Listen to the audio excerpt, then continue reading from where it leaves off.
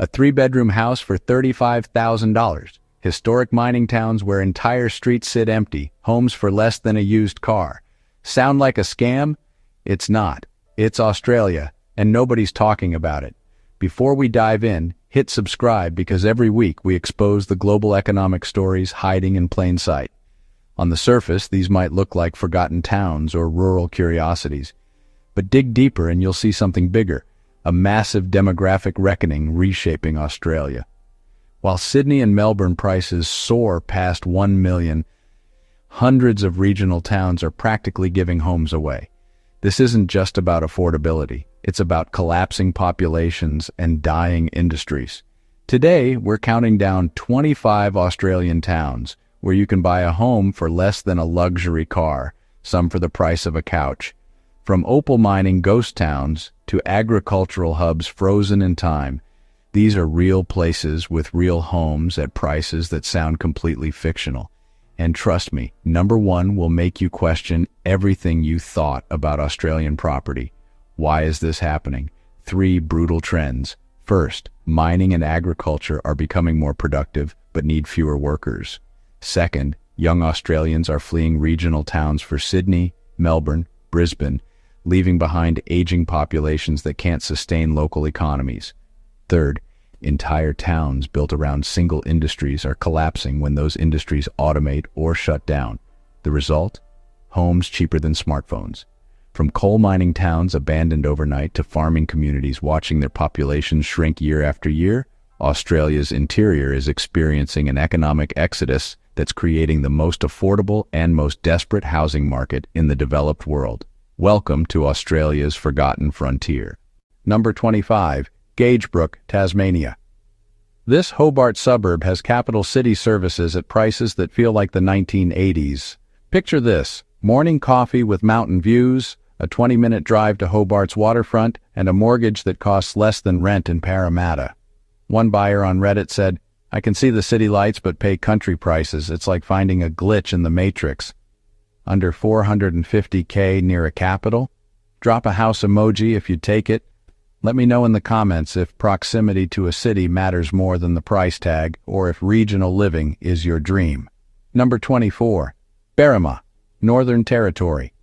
Just 9 kilometers from Darwin's CBD, yet dirt cheap. The twist?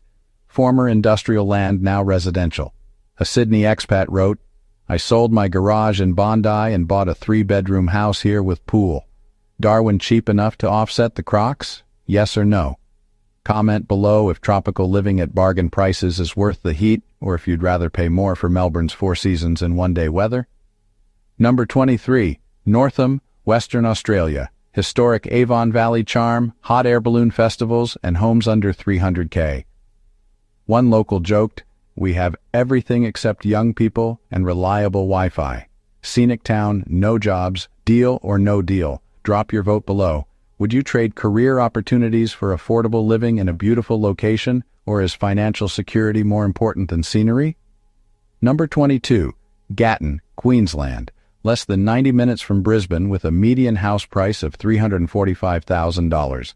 A Brisbane renter said, "I was paying $600 week rent. Now I own a 4-bedroom house for less than my old yearly rent." 345K near Brisbane? Drop a weed emoji if you'd move. Let me know if you'd give up city convenience for affordable home ownership, or if being close to restaurants and nightlife is non-negotiable. Number 21. Inverell, New South Wales. $317,000 median house price, the second most affordable in the entire country. One investor said, "I bought 2 units here for the price of a Sydney studio deposit. $317K or Sydney rent forever. Your call." Comment below whether you'd rather own property in regional NS dollars or keep renting in the city with access to everything but never building equity in real estate. Number 20. Bairnsdale, Victoria. Median house price dropped to $340,000. Yes, dropped. A Melbourne investor said, "I'm waiting for it to hit $300K. At this rate, it might." Falling prices equal opportunity or warning? Comment below. Are declining prices a red flag signaling deeper problems, or are they a rare chance to buy low before the market corrects and rebounds? Number 19. Devonport, Tasmania. Tasmania's north coast for $472,250, oceanfront affordability. One buyer said, I can take a ferry to Melbourne for the weekend and still pay less than a Footscray apartment. Tassie coast under 500K? Ocean emoji or nah? Drop your thoughts below. Is island living with ferry access to the mainland appealing, or would you rather stay on the Australian mainland permanently? Number 18. Glen Innes, New South Wales. Median price in the mid-300,000s with 11% annual growth for 5 years straight. An investor said, I bought here 3 years ago. Best decision I made. Rent covers the mortgage and then some. Steady growth, low price. Investor dream? Yes or no? Comment whether you'd buy property purely for investment returns or if you need to actually want to live there for it to be worth your money. Number 17. Murray Bridge, South Australia. $467,500 median with 20% annual growth and 103% growth over 10 years. An Adelaide buyer said, we were priced out of the suburbs, moved here, bought a 4-bedroom house, and our commute is actually shorter. 20% growth in a year? Rocket emoji, drop it below. Would you move to a rapidly appreciating regional market, or does explosive growth signal an unsustainable bubble that could crash just as quickly? Number 16. Port Lincoln, South Australia. $470,000 median in a coastal fishing hub, tuna capital vibes. One local said, we live on the coast, eat fresh seafood daily, and our mortgage is cheaper than a Melbourne studio. Coastal living under 500K? Fish emoji, yes or no? Comment if affordable beachside living with a working port atmosphere appeals to you, or if you'd rather pay more for a tourist-focused coastal town. Number 15. Shepparton, Victoria. $460,000 median in regional Victoria with solid rental demand. A Melbourne investor said, bought 2 properties here. Renters are stable, yields are great, and I'm building a portfolio regional style. Investor-friendly regional town? Drop money bag emoji below. Would you invest in a town with strong fundamentals but limited prestige, or do you only buy property in places you'd brag about owning? Number 14. Rockhampton, Queensland. The beef and bara capital, with median prices under $500,000. One Brisbane expat said, I sold my apartment and bought a house with a pool and shed. No regrets. Last sub 500K city? City emoji or cowboy emoji? Comment whether you'd move to Australia's last affordable regional city, or if you think there's a reason it stayed cheap while others skyrocketed. Number 13. Mildura, Victoria. River Murray paradise with homes under 300K if you look hard enough. One investor said, found a 4-bedroom on 900 SQM for $297K, rented it out the next week. Wine country cheap? Wine glass emoji, yes or no? Would you live in wine country with 300 days of sunshine and sub 300K housing, or is the extreme heat and remoteness too high a price for affordability? Number 12. Geraldton, Western Australia. Most affordable units at $274,500 and third cheapest houses at $405,000. One Perth investor said, bought a unit for under 300K in a city with a major port. It's like finding gold. WA's affordable coast? Ocean wave emoji, drop it below. Would you move to a growing coastal city with real jobs but extreme isolation, or is being hours from a capital city a deal breaker for you? Number 11. Tara, Queensland.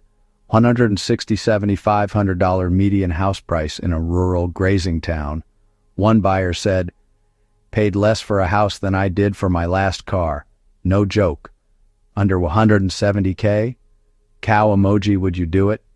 Comment whether owning a home for less than a car is worth living in a town where cattle outnumber people and entertainment options are essentially non-existent. Number 10. Charters Towers, Queensland.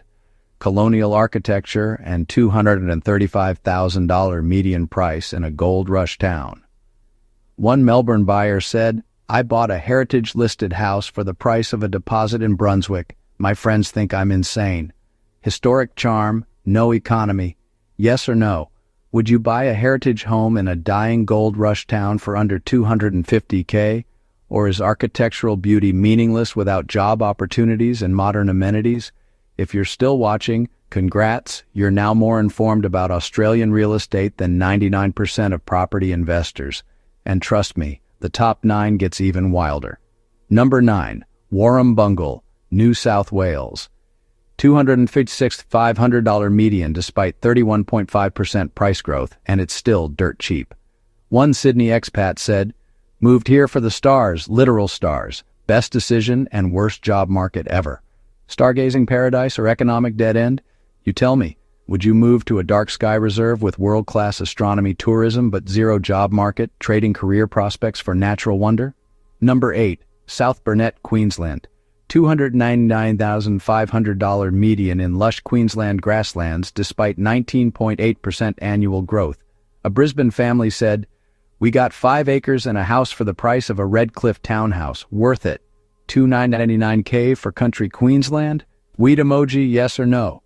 Would you buy acreage in a growing regional area, knowing your children will likely leave for the city when they're old enough to make their own choices?" Number 7, Broken Hill, New South Wales. $175,000 median house price in a historic silver mining town. One Sydney agent said, "I've had clients ask if Broken Hill properties are a scam. I tell them, no, it's just that remote. $175K in the outback? Desert emoji, yes or no? Would you buy property in an isolated desert town with incredible history and culture but a dying economy and shrinking population betting on tourism revival? Number 6, Wellington, New South Wales. The closest town to Sydney with a median under 300K, and it's 5 hours away. One Sydneysider joked, "I could afford Wellington, but I'd spend the savings on fuel driving back to civilization. 5 hours from Sydney equals worth it?" Comment below. Is being 5 hours from Australia's largest city acceptable if it means affordable home ownership, or is that too isolated to consider seriously? Number 5, Coonamble, New South Wales. $160,000 median, one of Australia's cheapest towns. One buyer said, "I bought a house sight unseen for $150K. Turned out it needed $50K in repairs, still cheaper than renting. $160K in the middle of nowhere? Wheat emoji, drop your vote. Would you buy Australia's 3rd cheapest housing knowing the town is in demographic decline with limited employment and aging infrastructure? Number 4, Charleville, Queensland. $165,000 median in Queensland's outback, cheaper than most cars. One visitor said, "I stopped in Charleville for fuel. The pub had a house for sale sign, $150K. I thought it was a typo. Outback life for $165K.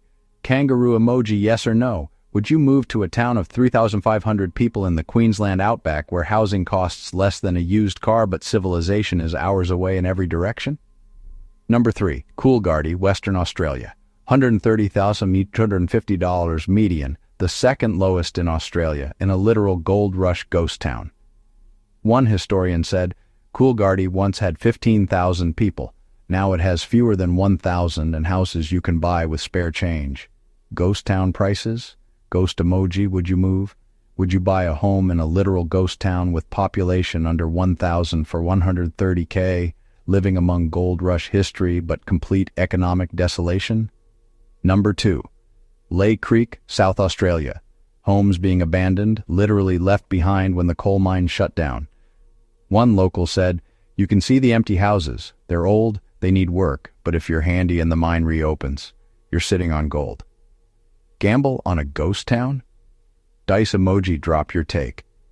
Would you essentially squat in an abandoned mining town betting on a coal mine reopening, or is this the definition of throwing money into a black hole? Number 1, Lightning Ridge, New South Wales. Australia's cheapest home for sale, $35,000. Lightning Ridge is an opal mining town in the outback where a home can mean a corrugated metal structure, a pair of caravans, or an underground dugout. One miner said, "I paid $40K for my place, lived in it for 5 years, found $100K worth of opals, and never looked back." $35,000 opal town life? Diamond emoji, drop your vote below. Would you buy Australia's cheapest home in an opal mining frontier town where people live underground and mine for gemstones to survive? If this blew your mind, hit subscribe, because next week we're breaking down the global cities where housing crashed overnight, the country's secretly restricting foreign buyers, and the places where governments are literally paying you to move in. From Europe's abandoned villages to Asian ghost cities, we're exposing the housing stories the world isn't talking about. This is World Economics Explained, where we follow the money so you don't have to. See you in the next one. Create a 3 minutes video for YouTube about 25 Australian towns where home prices are so low. You'll think it's a scam.